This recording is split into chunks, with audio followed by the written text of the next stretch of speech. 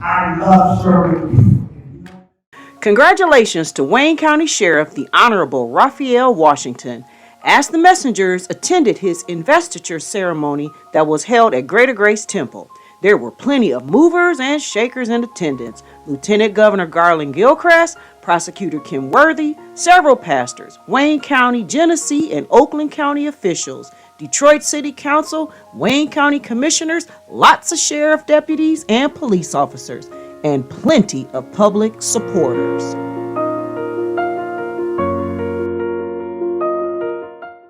Ask the Messenger's TV show is a TV show that educates, informs, and entertains our viewers on public health issues such as mental illness, suicide, addiction, illness and disease, COVID-19 relief, crime, domestic violence, homelessness, human trafficking, employment opportunities, healthcare, and more. And now, ask the Messengers. Today on Ask the Messengers, we introduce to you our Things That Matter segment with our co-hosts Jacinta Siobhan and Derek Thompson. This week, our topic is homelessness in America. We're going to give you some data facts, plus a few real people share their real stories about being homeless. And later, in this week's Doing Good in the Neighborhood segment, we feature the Detroit Rescue Mission Ministries. Ask the Messengers begins now. The nation's homeless service systems do not have enough resources to fully meet the needs of everyone experiencing homelessness. Historically, America has not had enough shelter beds for everyone experiencing homelessness. Individual community circumstances vary. Nationally, the most common forms of homeless assistance are permanent supportive housing and emergency shelter. A lack of affordable housing and the limited scale of housing assistance programs have contributed to the current housing crisis and to homelessness. Recently, foreclosure also increased and the number of people who experience homelessness. Poor people are frequently unable to pay for housing, food, childcare, healthcare, and education. Difficult choices must be made when limited resources only cover the necessities. Often it is housing which absorbs a high proportion of income that must be dropped. If you are poor, you are essentially an illness, an accident, or a paycheck away from living on the streets. There are many reasons why someone becomes homeless. Marissa is a homeless woman with her children in Los Angeles. Here's her story. I had my house, I had my car, my job. I had got hit by a truck and dragged 5 miles. My son got hit by the same truck, but just lesser, and dragged 2 miles and thrown into the main street. And so when that had happened is when we became homeless, like shortly afterwards, because I'm in the hospital. I couldn't keep up with my bills, you know. I was asking for SSI, and that didn't come through. So they said that I have to ask again for SSI. And then I went towards the government for the kids. They said that these two weren't from from USA. And then all of a sudden they started making a bunch of excuses. And then from there, you know what I'm saying, I try to get like legal assistance, and like it was the time of the COVID, so everything was shutting down. They weren't really helping a lot of people. So now I'm back on track. And who's been helping us is friends, church people, my uncle, my number one uncle, So that's what's been getting us by, and besides me selling purses, jewelry, makeup, you know what I'm saying? That's also what had got us by. I would say like maybe 2 months. Yeah, not that long. Yeah.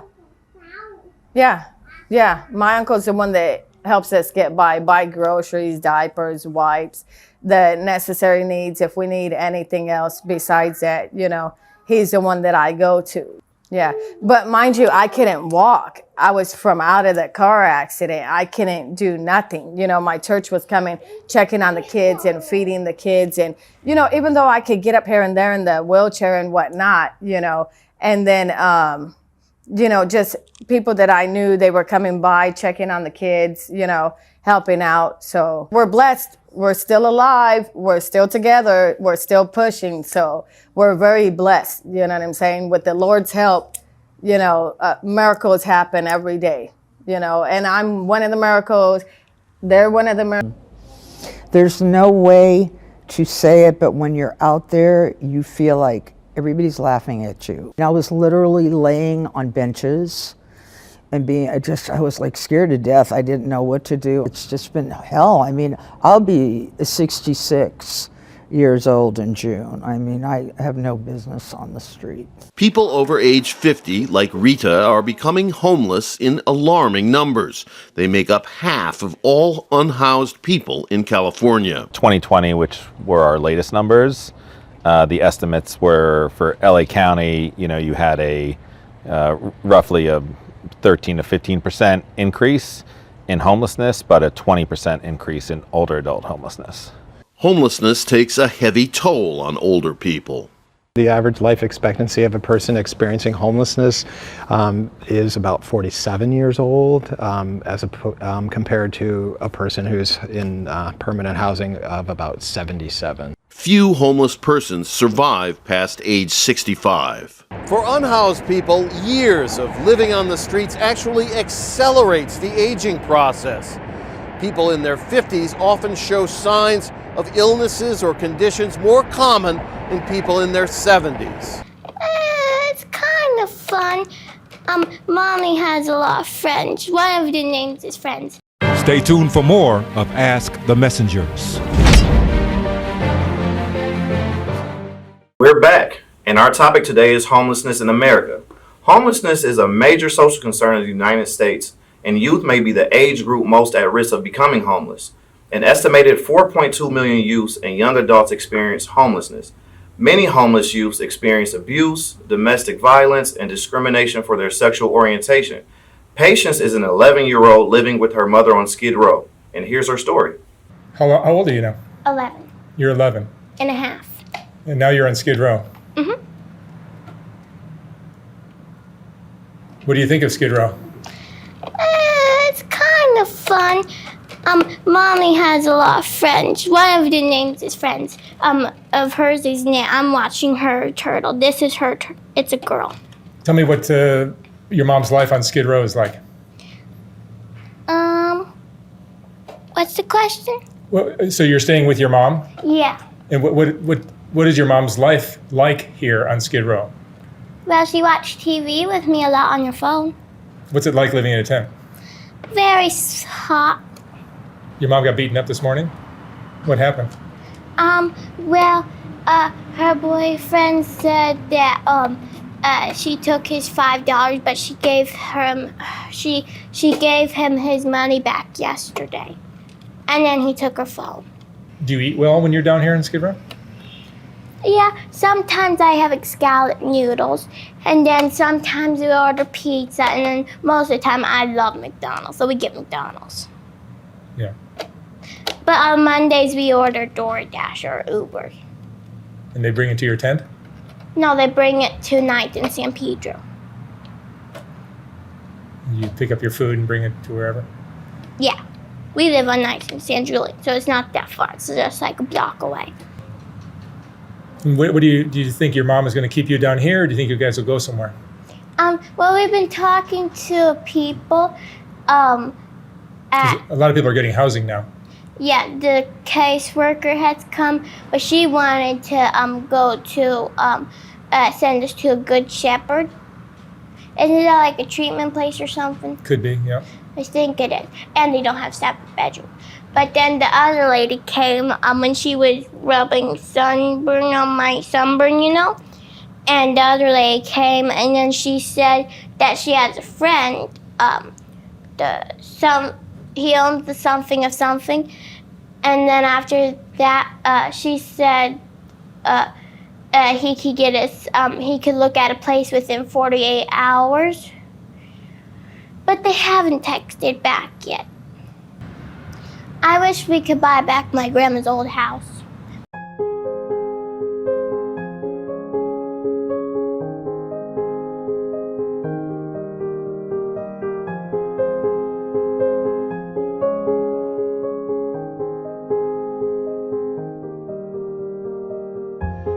What is the hardest thing about not having your own house? When we did live in a shelter? Everything. What's everything? everything up in the shelter. I'm just saying everything. The hardest thing about not having our own home is like how I dream to be successful and accomplish things. Do kids at school know you are in a shelter? No. No. And they always ask me, and I always say no. They ask you if you're in a shelter? Yeah. But one day a little boy, he lived in a shelter, and he was in kindergarten, and everyone and the whole class made fun of him. And I don't like people making fun of me.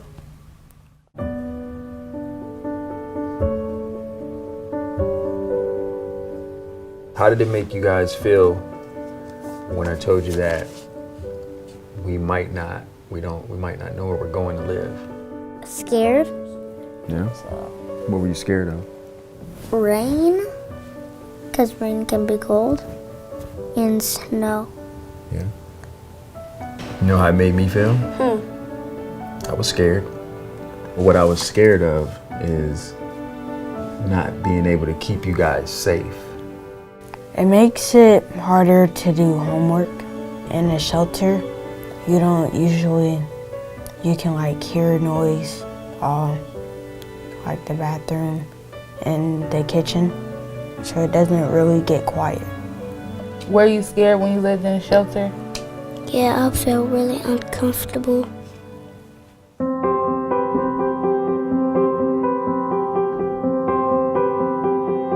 What's the best part of having a home? You have your own space, like you can just run around your room and say, "Home, I'm in here, 'cause I love you." And we don't have to have no, what is it called?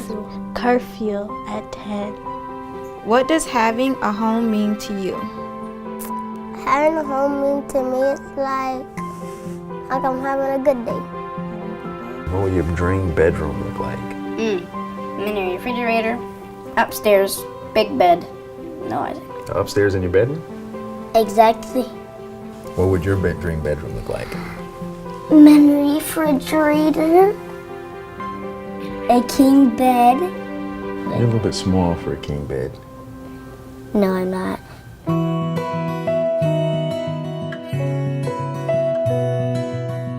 Why do you think every kid deserves a home? I just want everybody to have their own life and be rich. The kids should grow up and graduate and stuff and have their own home. I just want everybody to pray that we'll have our own house. And I wish we had 4 big bedrooms, so then me and my brother won't have to share because he snores a lot. I do.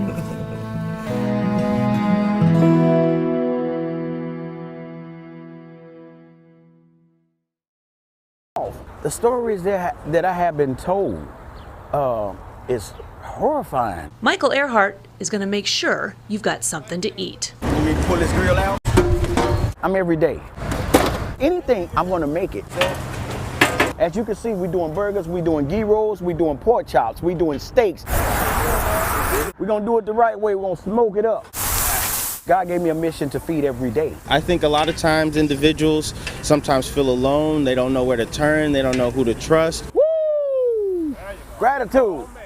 Gratitude. That's how you take care of the people. It's important to show up and show face. Today is the day. If you never serviced out here in your life, you don't know. You don't know. So don't judge a person until you stepped in their shoes. I need another pan. Give me one more pan. My love for them is more than it's pure. Like these people are human. They family to me. I'm gonna give you a ghee roll and a burger and chips.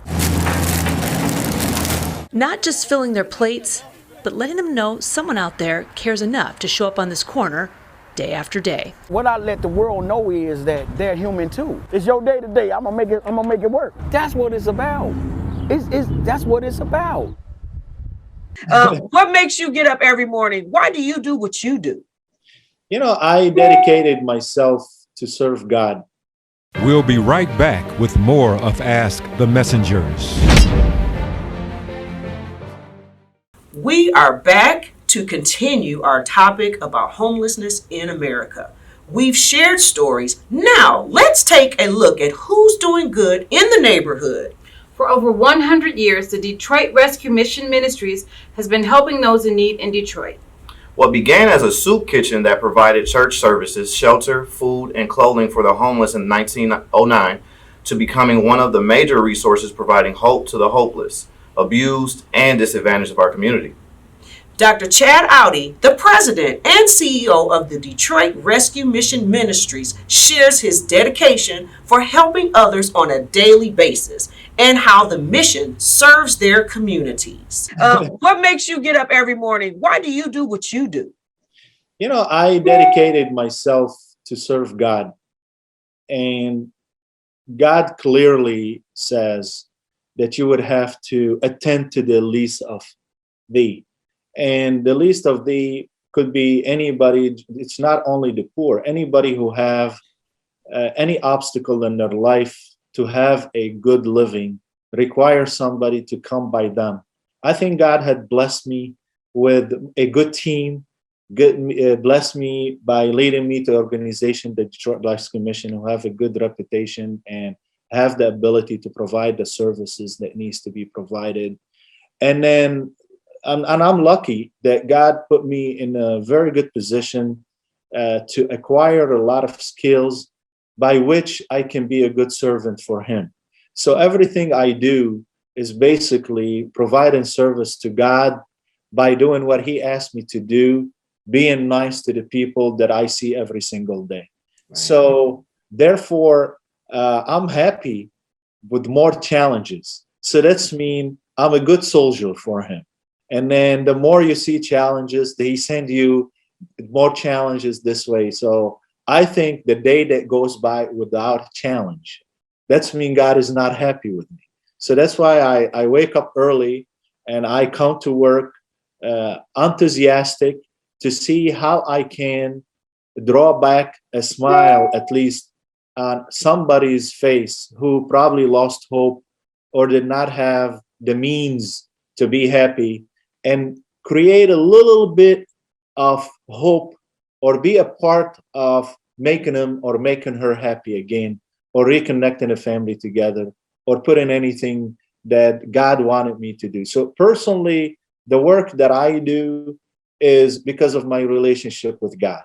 Wow. In a regular environment, that does not contradict with the humanitarian aspects for the people who doesn't really believe in God. So where there's people who don't believe in God, right, and we respect them and we'll still love them, and we will continue to provide them the services. But when you ask me about me personally, it is about my relationship with God.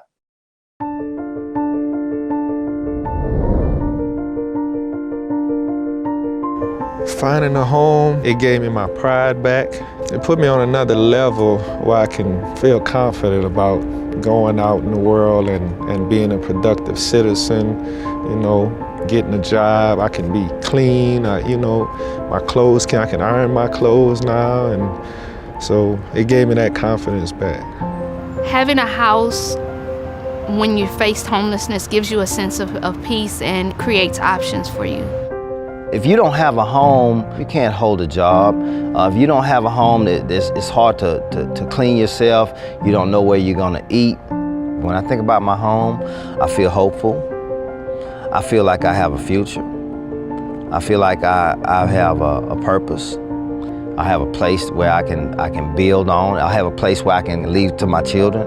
I have an inheritance. Well, that concludes this week's episode of Ask the Messengers. We also invite you to follow us on Facebook, Instagram, Twitter, and to subscribe to our YouTube channel. Also, if you would like to support our show, please feel free to make a donation of any amount by visiting our show website, www.askthemessengers.org.